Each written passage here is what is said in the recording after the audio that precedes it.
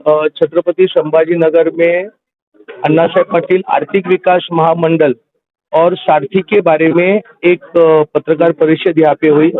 राज्य सरकार के मुख्यमंत्री आदरणीय एकनाथ जी शिंदे साहब और मेरे नेता आदरणीय देवेंद्र फडणवीस साहब ये मराठा समाज के पीछे खंबीरपणे खड़े हुए हैं। जब भी इनको कुछ अड़चन होती है तो मराठा समाज के बैठक लेना, उनका प्रॉब्लम सॉल्व करने में काम करते। हाल ही में यहाँ पे सारथी का बहुत बड़े पैमाने पे पीएचडी के विद्यार्थियों का प्रॉब्लम आ रहा था, उसके बारे में भी उन्होंने बहुत अच्छा निर्णय लिया कि 2019 जो विद्यार्थी यहाँ पे डेट ऑफ रजिस्ट्रेशन की जो उनकी मांग है वो मांग यहाँ पे पूरी कर गई है। मेरे ख्याल से 2 या 2,500 तक के स्टूडेंट को इसका लाभ उस वक्त मिलने वाला है। उसके साथ अन्ना साहेब पाटिल आर्थिक विकास महामंडल के माध्यम से मराठा उद्योजक के बारे में भी उनकी बहुत पॉजिटिव यहाँ पे डिसीजन लिया है। उन्होंने बीच में उन्होंने कुछ नया स्कीम यहाँ पे हम लोग ने महामंडल के माध्यम से डिक्लेयर किया है, जो 2 लाख रुपए का हो या तो 10 लाख की जगह पे 15 लाख हो। ये जो मराठा समाज के जो विद्यार्थी है उनके लिए शिष्यवृत्ति, मतलब उनके लिए बैंक से लिया हुआ कर्जा उसके ऊपर का भी ब्याज ये अन्ना साहेब पाटिल आर्थिक विकास महामंडल देगा।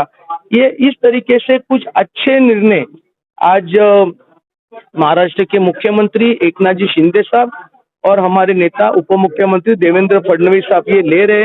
हमारे उप समिति के अध्यक्ष चंद्रकांत दादा भी इस समिति के माध्यम से इन समाज के पीछे खंबीर से खड़े हुए। सर, आपने जिस तरह कहा निजाम सरकार के दौर में जो आरक्षण लागू था वो आज के दौर में भी लागू होना चाहिए।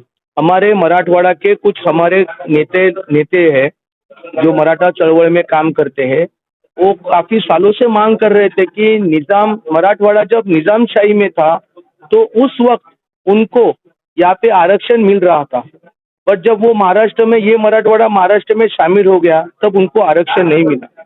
हालांकि उस वक्त कुछ और कौम को भी वहाँ पे आरक्षण मिल रहा था, पर महाराष्ट्र में जाने के बाद उनको आरक्षण मिला पर मराठा समाज को नहीं मिला। फरवरी में मुख्यमंत्री इन्होंने इसके बारे में बहुत बारीकी से समझ के लिया, एक अलग सी समिति गठन किए मराठवाड़े के लिए कि जो समिति ये पूरे पे जांच करेगी कि निजाम के वक्त के कुछ पेपर्स है जो हमारे किशोर भाई चौहान के पास है, वो पेपर्स तपास करने के बाद सरकार इसके बारे में कुछ अलग कर सकती है क्या मराठवाड़े के लिए, उसके बारे में वो सोचेगी।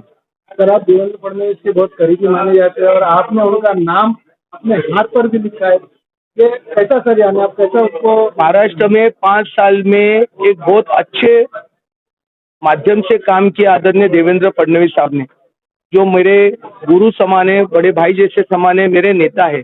मैं उनको इसलिए मानता हूँ कि जो मेरे पिताजी की मांग थी उस मांग को उनके माध्यम से पूरा किया गया। इस राज्य में काफी बार मराठा समाज के लोग वहाँ पे मुख्यमंत्री बने, और उन्होंने कभी मराठा समाज के हित के बारे में देखा नहीं, ना आरक्षण के बारे में देखा, ना महामंडल के बारे में देखा। और आदरणीय देवेंद्र फडणवीस साहब ने आरक्षण भी दिया, महामंडल को एक अलग ताकत दी, सारथी जैसी एक एजुकेशनल एक्टिविटी तैयार करने वाली इंस्टीट्यूट तैयार की, जिसके माध्यम से मराठा और कुणबी समाज के लोग इसका फायदा ले सके।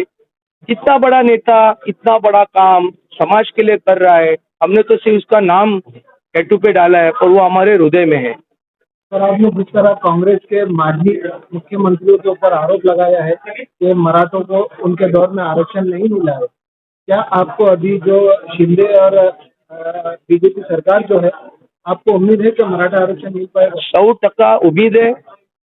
बीच में ही जो रिव्यू पिटीशन दाखिल किया था वो भले ही खारिज हो गया, तो अभी क्यूरेटिव पिटीशन डाला हुआ है, पर इसके बाद भी राज्य सरकार वापिस से एक आयोग तैयार करना चाहता है कि जो आयोग इसके बारे में और अंदर जाके जानकारी लेंगी कि किस प्रकार में ग्रामीण भाग के किसान को आरक्षण से वंचित रहा है और उनकी आर्थिक परिस्थिति क्या है। और मुझे यकीन है कि ये दोनों नेता ये मराठा समाज के हित में, ये हालांकि ये दोनों नेता हर एक समाज के पीछे खड़े, और मराठा समाज के बारे में ये डेफिनेटली पॉजिटिव और अच्छा निर्णय लेंगे। सरकार, आपकी सरकार है, फिर क्यों डामाडोल किया जा रहा है सर? मैं समझा नहीं, क्या बोले आपने? आप सरकार में है, फिर महाराष्ट्र मराठा आरक्षण के लिए फिर क्यों डामाडोल किया जा रहा है, क्यों जल्दी किया जा रहा है? अब तो सरकार में कुछ चीजें होती है जो मागास वर्गीय आयोग के माध्यम से होनी चाहिए। रिजर्वेशन देने का काम मागास वर्गीय आयोग को दिया हुआ है। जो गायकवाड़ समिति ने काम किया, उस गायकवाड़ समिति के माध्यम से आरक्षण मिला, पर सुप्रीम कोर्ट ने उसको रिजेक्ट किया। इसीलिए नई समिति तैयार करनी पड़ेगी। इस समिति के माध्यम से और भी हम रिसर्च करेंगे, और भी कोई प्राइवेट लोगों के साथ रिसर्च करने के माध्यम से मराठा समाज को क्यों रिजर्वेशन की जरूरत है, ये वापस आयोग तैयार करेगा और वापस आयोग ये रिप्रेजेंट करेगा। वो रिप्रेजेंट होने के बाद ही राज्य सरकार उसमें आरक्षण दे सकता है।